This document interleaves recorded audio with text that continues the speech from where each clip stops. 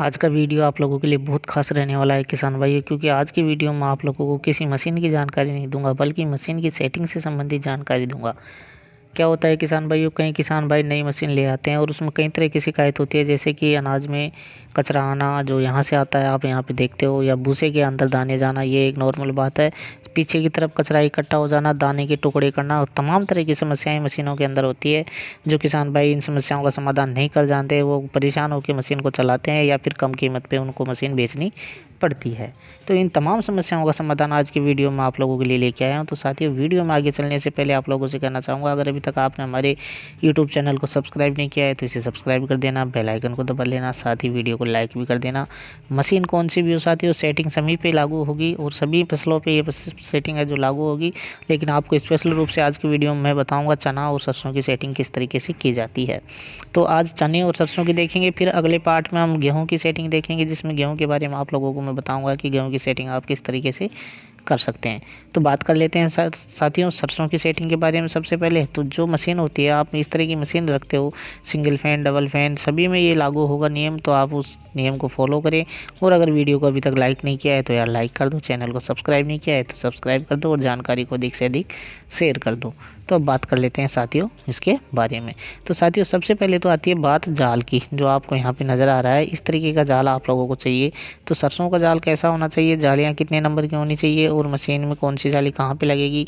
जो ये पुलियाँ नज़र आ रही है, इन पुलियों में कौन सी पुली आपको ऊपर रखनी होगी और कौन सी पुली नीचे रखनी होगी, कौन से ट्रैक्टर पे कौन सी पुली रखनी होगी, इन बातों की सारी जानकारी आज की वीडियो में आपके लिए रहने वाली है। मगर उससे पहले फिर कहना चाहूँगा, अगर वीडियो को लाइक नहीं किया है तो यार लाइक करो, चैनल को सब्सक्राइब नहीं किया है तो सब्सक्राइब करो। अब बात कर लेते हैं इनके बारे में। तो साथियों शुरुआत पुलियों से कर लेते हैं कि कौन से ट्रैक्टर पे कौन सी पुली आपको रखनी है और कौन सी फसल पे कौन सी रखनी है। तो बात कर लेते हैं सबसे पहले तो हम मेसी फर्गुसन, जो ट्रैक्टर हमारे राजस्थान में बहुत पाया जाता है, उसके बारे में कर लेते हैं। तो जो मेसी फर्गुसन 1035 DI ट्रैक्टर है, उसके ऊपर आपको कौन सी पुली किधर रखनी है और कौन सी पे किधर रखनी है, ये अब हम आप लोगों को बता देते हैं। तो साथियों अगर आपके पास मेसी ट्रैक्टर है तो आपको करना क्या है, जो नीचे की पुली है वो तो 10 नंबर वाली रखनी है और ऊपर वाली रखनी है 11 नंबर वाली। तो ये वाली तो 11 नंबर रखनी है और ये वाली 10 नंबर रखनी है। तो यहाँ पे आपको ये ध्यान रखना होगा। साथ ही अगर आप गेहूँ और सरसों निकाल रहे हैं, तो ऊपर वाली को तो आपको 11 पे ही रखना है और नीचे वाली को 10 पे रखना है। मतलब ये बीच वाली पुलियाँ जो आपको यहाँ पे नज़र आ रही है साथियों, ये बीच वाली पुली, इस पे आपको रखना है। इधर भी बीच वाली पे तो इधर भी बीच वाली पे, तो आप यहाँ पे नोट कर सकते हैं। अब रही बात अगर आप चना निकाल रहे हो साथियों, तो क्या होता है, चना थोड़ा भारी होता है, उसको उठाने के लिए थोड़ी हवा ज़्यादा बनानी पड़ती है ट्रैक्टर को या मशीन को, क्योंकि ट्रैक्टर की स्पीड ज़्यादा रहेगी तो मशीन की स्पीड भी ज़्यादा रहेगी ना। तो लेकिन मशीन की स्पीड हम ट्रैक्टर की स्पीड कम रखते हुए भी ज़्यादा कर सकते हैं। वो इस तरीके से कर सकते हैं, जो पुलियाँ यहाँ पे आपको नज़र आ रही है, इन पे जो लास्ट वाली है, इस लास्ट वाली पे आपको लेनी है जो इस तरीके से, और इधर थोड़ी बड़ी वाली पे लेनी है। तो इससे क्या है, मशीन के जो RPM है वो बढ़ जाएंगे। साथ ही आपको यहाँ पे रोटर के अंदर जो रोटर की सेटिंग है वो भी आपको यहाँ पे करनी होगी। तो यहाँ पे भी इसी तरीके से पुलियों के RPM बढ़ाने होंगे आपको, तो आप बढ़ा सकते हैं और आराम से चना निकाल सकते हैं। इससे फ़ायदा ये रहेगा कि जो चने में कचरा आता है वो बिल्कुल कचरा नहीं आएगा, वो उठ के इधर आ जाएगा और दाना भी नहीं उठाएगा। अगर फिर भी अगर आपकी मशीन ने ऐसा करने के बाद में दाना उठा रही है तो आप उसकी स्पीड थोड़ी कम कर दीजिए, तो वो दाना नहीं उठाएगी। या नीचे यहाँ पे जो झूला होता है, यहाँ पे कहाँ पे साथियों, ये वाला झूला जिसे हम हाल बोलते हैं, तो इसको आपको थोड़ा क्या है, इसके अंदर जो पतरा होता है, यहाँ पे पतरे लगे हुए हैं दो, उनको थोड़ा ऊपर करना होगा, तो वो आप यहाँ पे कर सकते हैं और इस तरीके से मशीन की सेटिंग कर सकते हैं। तो सामने की पुलियों की बात तो हमने कर ली कि आप किस तरीके से मशीन की सेटिंग कर सकते हैं। यहाँ पे साथियों हमने बात कर ली मशीन की जो पुलियों की सेटिंग है वो आप किस तरीके से करेंगे। अब रही बात इनकी जालियों की, तो आप यहाँ पे इसकी जालियाँ देख रहे हैं, इस तरह की जालियाँ होती है। तो एक जाली ऊपर की तरफ यहाँ पे झूले में लगती है, एक इसके नीचे की तरफ रखती है, तो 2 जालियाँ लगती है। तो अब मैं आपको इनकी जालियों के बारे में बता देता हूँ साथियों। तो अगर आप चना निकाल रहे हो तो चने में आपको कितने नंबर की जाली चाहिए और कहाँ पे ये जाली लगेगी, ये मैं आप लोगों को बता देता हूँ। तो साथियों ऐसी मशीन हमारी होती है जो आप यहाँ पे देख रहे हैं, इस तरह की मशीनें हमारी होती है। यहाँ पे आप देख सकते हैं ये जो झूला होता है, यहाँ से इस तरीके से बुल्टों से लगा हुआ होता है, इस तरीके से एक झूला होता है जहाँ से गेहूँ वगैरह निकलते हैं इस तरीके से। तो यहाँ पे झूला होता है, इस झूले में हमें 2 जालियाँ लगानी होती है। अगर हम सरसों निकाल रहे हैं तो आपको क्या करना है, ऊपर वाली जाली थोड़ी बड़ी वाली लगानी है, नीचे वाली उससे छोटे छेद वाली लगानी है। अब ये अलग अलग साइज़ के हिसाब से जालियाँ लगाते हैं लोग अलग अलग जगह पे, लेकिन जो हमारी तरफ जालियाँ लगती है वो यहाँ पे आप देख सकते हैं। जो ऊपर वाली जाली होगी वो तो आप यहाँ पे 1 मिनट जो ऊपर वाली जाली होगी वो आप यहाँ पे देख सकते हैं 15 नंबर के आसपास जाली लगा सकते हैं, और नीचे वाली जाली होगी वो 14 नंबर के आसपास आप लगा सकते हैं। कई किसान भाई 17 की भी लगाते हैं, तो कई किसान भाई 16 की भी लगाते हैं। अब वो अलग अलग लगाते हैं अपने हिसाब से, तो आप अपने हिसाब से देख लेना। लेकिन जो जाली लगाने का नियम है वो इसी प्रकार है कि आप 15 के ऊपर लगाएं, 14 के नीचे लगाएं। तो ये चने की जो आप जालियाँ हैं इस तरीके से लगा सकते हैं। और रही बात सरसों की जालियों की, तो आप सरसों की जाली के बारे में आपको बता देता हूँ किसान भाइयों। जो आप सरसों में जाली लगाओगे वो जाली आप इस तरीके से लगाओगे कि ऊपर की तरफ जो जाली लगेगी वो 13 नंबर की लगेगी, और नीचे की तरफ जो जाली लगेगी 12 नंबर की लगेगी। तो आप ऊपर 13 नंबर की लगा देना, नीचे इसमें 12 नंबर की जाली लगा देना। तो ये है सरसों की सेटिंग, और इससे पहले मैंने बताई थी वो थी चने की सेटिंग। तो आप इस तरीके से जाली लगा सकते हैं। तो ये रही जालियों की बात। अब थोड़ा अंदर की बता देता हूँ आपको, ड्रम के अंदर आप किस तरीके से सेटिंग कर सकते हैं। तो आप चलते हैं सीधे ड्रम के अंदर, लेकिन उससे पहले आप लोगों से कहना चाहूँगा, अगर वीडियो को लाइक नहीं किया है तो लाइक कर दो, और वीडियो को अगर शेयर नहीं किया है तो शेयर कर दो, और चैनल को सब्सक्राइब कर लो। अब थोड़ा अंदर का दृश्य देख लेते हैं साथियों कि आप अंदर से मशीन की सेटिंग किस तरीके से कर पाएंगे। तो अब हम यहाँ पे अंदर का दृश्य देख लेते हैं, और मशीन की सारी जानकारी आपको मैं बता देता हूँ। तो चलते हैं अंदर के ड्रम के अंदर मशीन को देखने के लिए।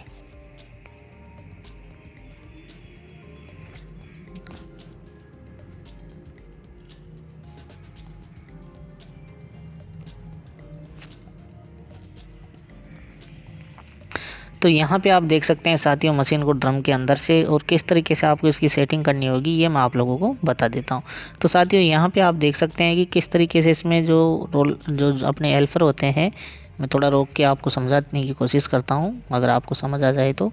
साथियों यहाँ पे ये जो अपने एल्फर होते हैं, इस तरीके से एल्फर होते हैं, आप यहाँ पे देख रहे होंगे एल्फर किस तरीके के होंगे। और इधर अपने जाल होता है, यहाँ पे ये जाल की किनारी होती है।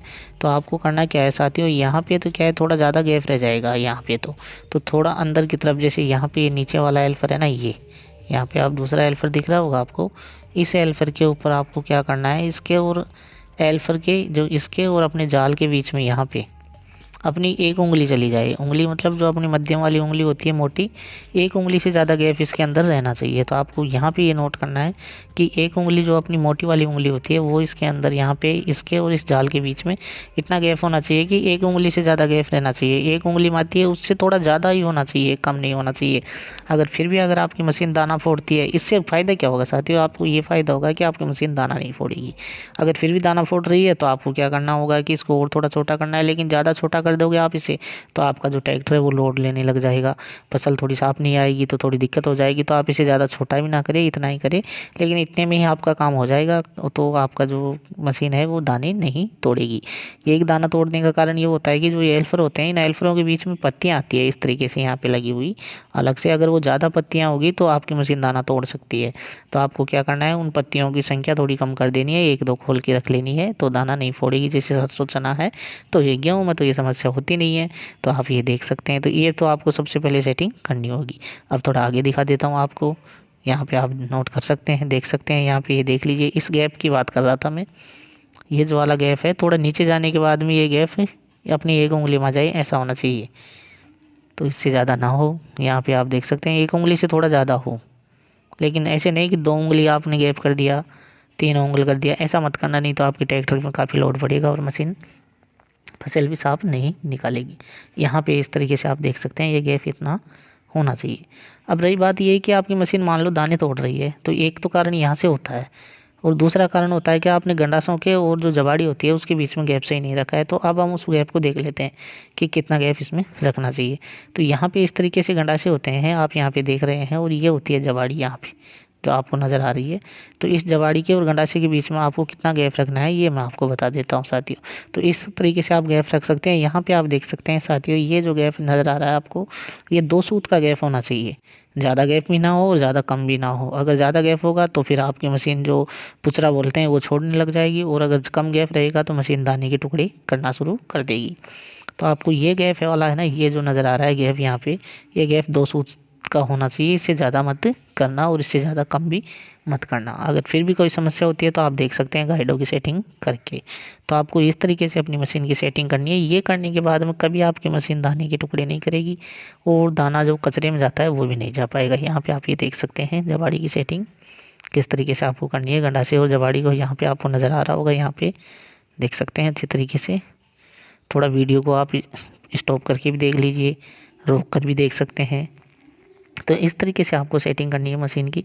तो इस तरीके की अगर आप सेटिंग करोगे मशीन की तो आपको ये समस्या नहीं होगी। कौन सी वाली? दाना तोड़ने की और दाने को कचरे में जाने की।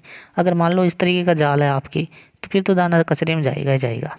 क्यों जाएगा? क्योंकि यहाँ पे माल इकट्ठा होगा नहीं, वो सीधा नीचे गिर जाएगा और वो सीधा पर्दे में से उठा लेगी। अब मैं आपको और कुछ बताना चाहता था, 1 मिनट।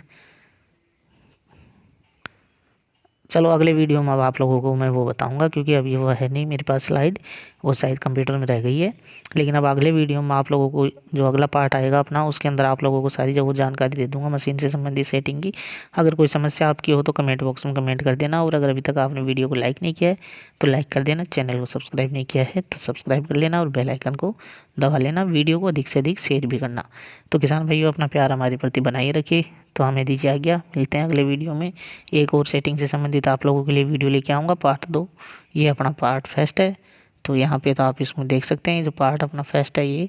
और अब सेकंड वाला आप जल्दी ही लेके आऊँगा आप लोगों के लिए। तो उसमें मैं और जानकारी दे दूँगा आपको कि आप किस तरीके से पीछे से मशीन की जो हेड की सेटिंग है कैसे करेंगे, गियर बक्से की जो गरारियाँ हैं उनकी सेटिंग किस तरीके से होगी, ये सारी जानकारी। तो मिलते हैं अगले वीडियो में साथियों, तब तक आप हमें दीजिए आज्ञा। जय हिंद।